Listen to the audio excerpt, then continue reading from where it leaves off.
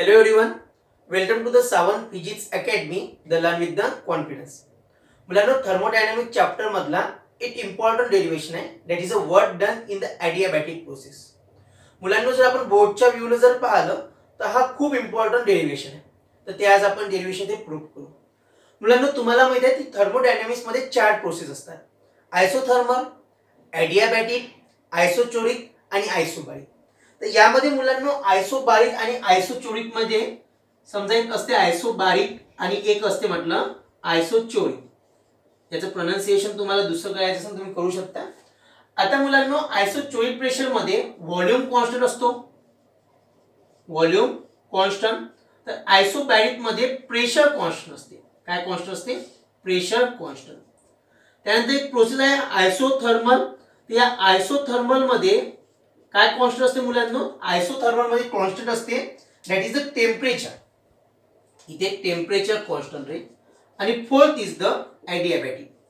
तर adiabatic process मध्ये मुलांनो काय होते, एखाद्या सिस्टीमला हीट ट्रान्सफर होत नाही किंवा त्यामधून लिव्ह होत नाही. म्हणजे एखाद्या सिस्टीमला हीट एंटर होत नाही किंवा त्या सिस्टीम मधून ती लिव्ह होत नाही, त्या प्रोसेसला आपण ॲडियाबॅटिक प्रोसेस म्हणतो. म्हणजे याच्यामध्ये जी हीट राहील ती किती राहील मुलांनो? हीट राहील 0.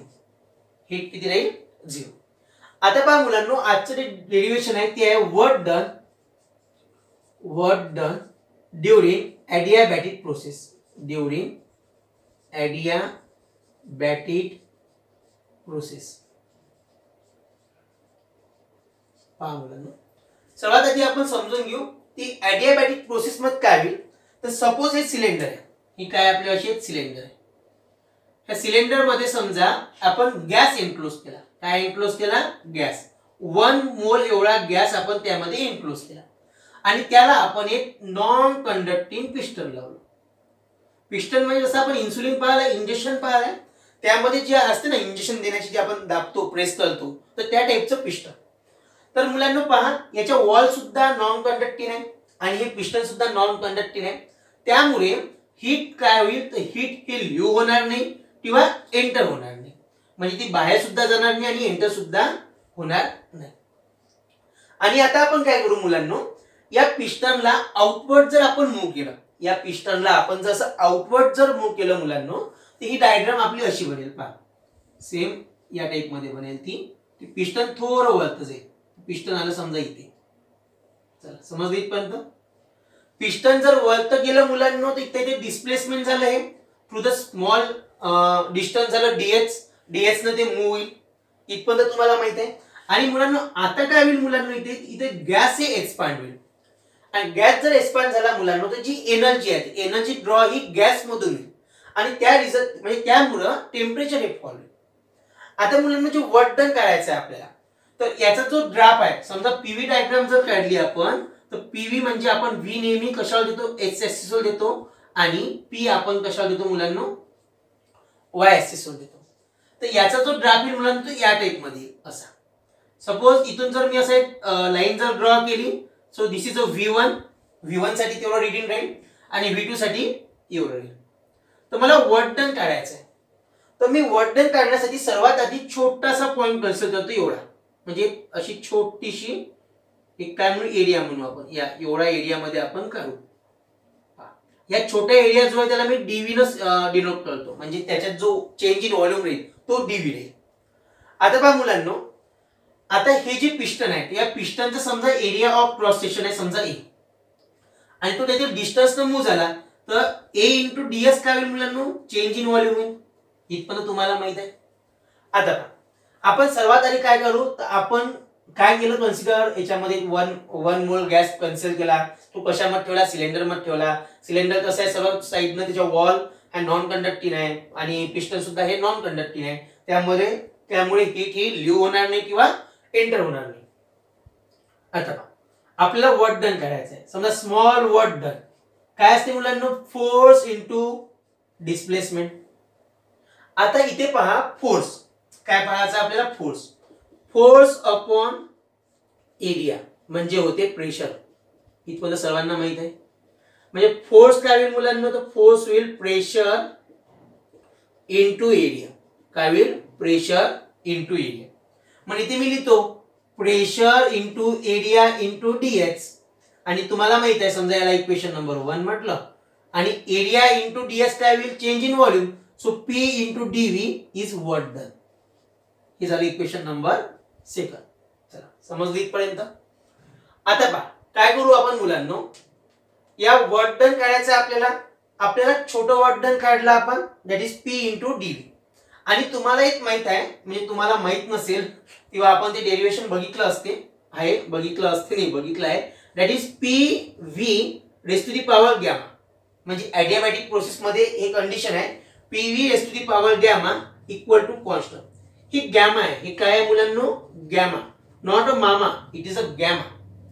पहा मुलांनो, आता ही कंडिशन आपल्याला माहित आहे, पी व्ही पॉवर गॅमा, किंवा याला लिहू शकतो आपण P1 V1 power gamma, P2 V2 power gamma and so on equal to constant. आणि मी कॉन्स्टंट हे K न डिनोट करतो, तुम्ही C न सुद्धा डिनोट करू शकता. पहा मुलांनो, आता आपण काय करू, ही P ची व्हॅल्यू आहे ना, इथून काय होईल पहा, P V power gamma equal to K. So यावरून जर P ची व्हॅल्यू पाहिजे असेल तर K upon V power gamma, याला इक्वेशन नंबर 3 बनतो. समजेल. आता आपण थर्ड नंबरचं सेकंड नंबर मध्ये पुट करू. पुट इक्वेशन 3 इन इक्वेशन कोणत्या मुलांनो, सेकंड मध्ये. पहा काय होईल, dw इक्वल टू P ची व्हॅल्यू येईल K upon V power gamma into dv. हे झालं इक्वेशन नंबर 4.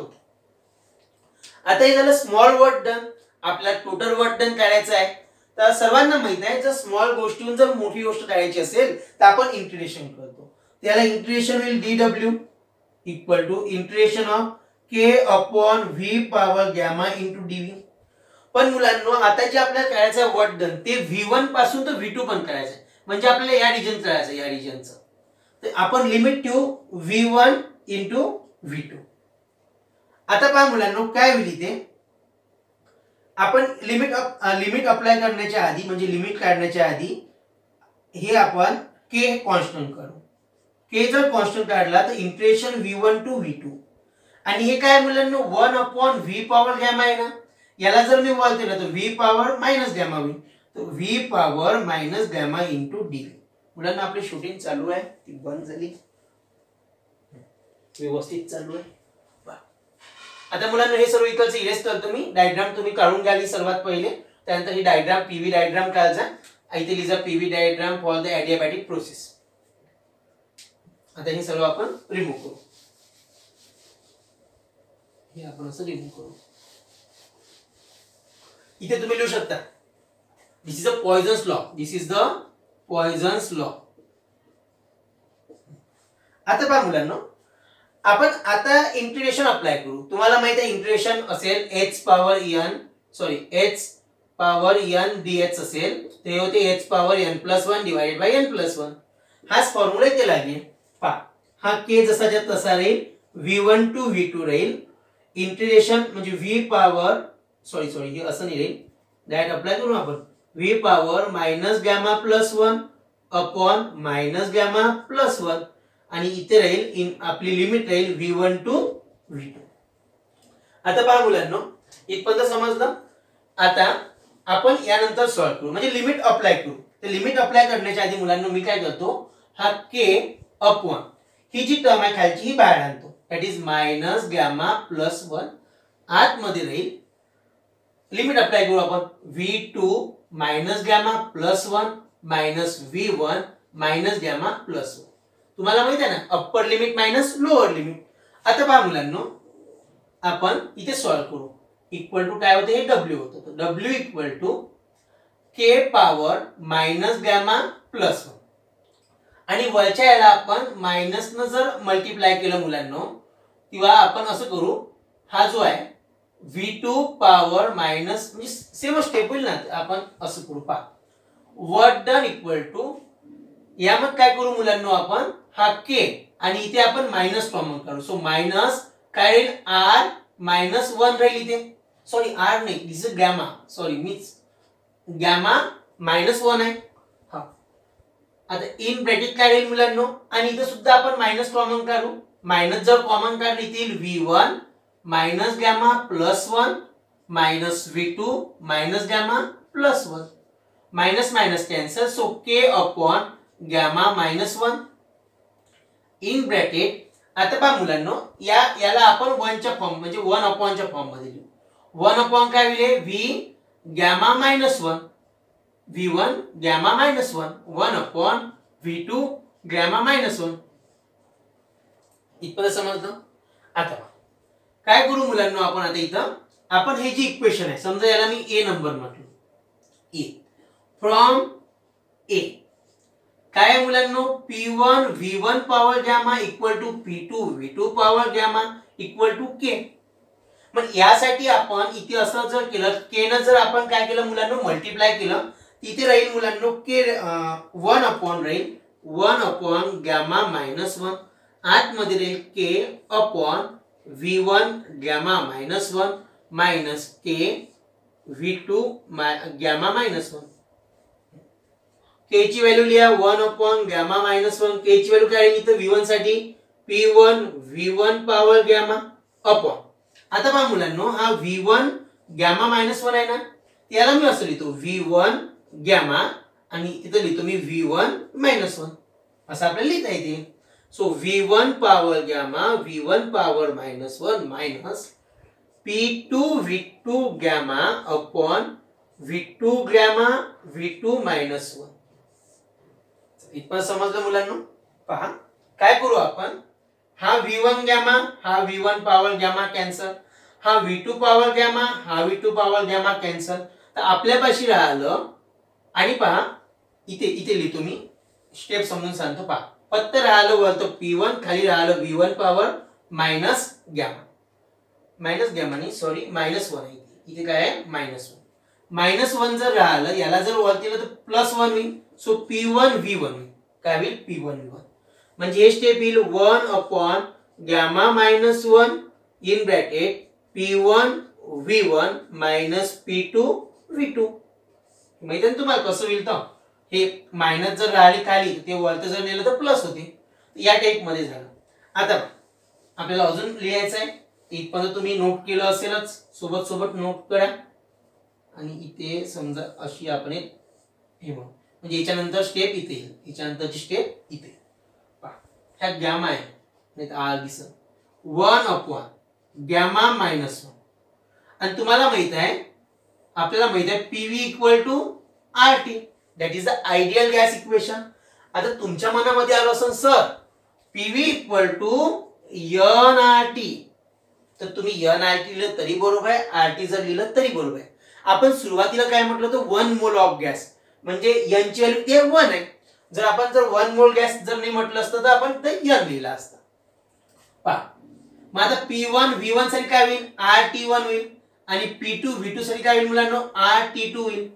ठेवा या इक्वेशन मध्ये value P RT1 minus RT2 R बाहेर काढा कॉमन आला गॅमा मायनस 1 आतमध्ये राहील T1 मायनस T2. चला समजलं इथपर्यंत. हे झालं आपलं work done during the adiabatic process. मुलांना आपण समोर असं सॉल्व्ह करू शकतो. आपल्याला माहित आहे Cp minus Cv equal to R. This is the Mayer's relation आणि specific heat at constant pressure upon specific heat at constant value equal to sigma.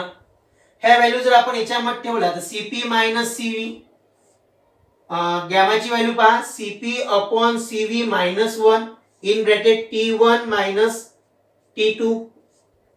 याला जर सॉल्व्ह केला आपण पहा इथे लिहितो थोडं बोर्ड असा लहान झाला आपला. पहा Cp मायनस Cv आहे अपॉन Cv मायनस 1 आहे. याला जर सॉल्व्ह केलं तर Cp minus Cv as it is हा Cp जसाच्या तसा हा Cv इथं मल्टिप्लाय मध्ये Cv अपॉन V हे कॅन्सल हा वरती जाईल इथे Cv T1 minus T2 where T1 is the initial temperature and T2 is the final temperature is equal to what done. तर तुम्ही इथपर्यंत लिहिलं तरी बरोबर आहे तुमचं तुम्ही जर इथपर्यंत लिहिलं तरी बरोबर आहे. So it is a 4 mark 4 mark साठी येऊ शकते work done during the adiabatic process. सर्वात महत्त्वाचं म्हणजे आधी हा, आणि लक्षात ठेवा, समजा तुम्ही जर n म्हटलं म्हणजे सुरुवातीला जर n म्हटलं, इथं काय येईल मुलांना, सर्व इथं n येईल. इथं काय येईल आपला, इथे येईल n, इथे येईल n. जर n म्हटलं तर n म्हटलं इथं पण n येईल आणि इथं पण n येईल. सो nRT आहे तर म्हणजे nR कॉमन येईल, लक्षात ठेवा. जर 1 मोल गॅस जर म्हटलं तर फक्त n येणार नाही, n इक्वल टू 1 राहील. आणि तुम्ही नंबर जर घेतला म्हणजे n घेतलं, n मोल ऑफ गॅस, तर तुमचा n आहे. एवढा याच्यात डिफरन्स राहील, लक्षात ठेवा. n आणि n नसला का. इथे मी लिहून ठेवलं लागतं, इथे असं लिहितो, फॉर रेड पेन न लिहितो, इथे असं लिहून घेऊ, for n equal to 1. For n equal to 1 साठी आपण हे प्रूफ केलं. So this is the work done during the adiabatic process. याला आपण n साठी नाही, फक्त r upon gamma minus 1 t1 minus t2, काही t इनिशियल ते t फायनल सुद्धा असतील. जर t2 मायनस t1 असेल तर हे इथं चेंज होईल, लक्षात ठेवा. एवढं तुम्ही घ्या, बाकीचं जर बघा तर अजून कन्फ्युज व्हा. So this is a very important derivation for your exam. Thank you. काही जर प्रॉब्लेम असेल तर तुम्ही तसं विचारू शकता.